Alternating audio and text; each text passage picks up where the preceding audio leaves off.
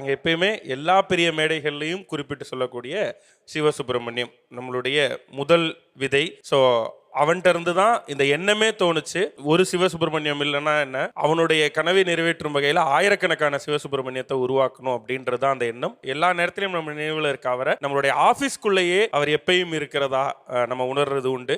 so அதை இன்னும் கூட எல்லாருக்கும்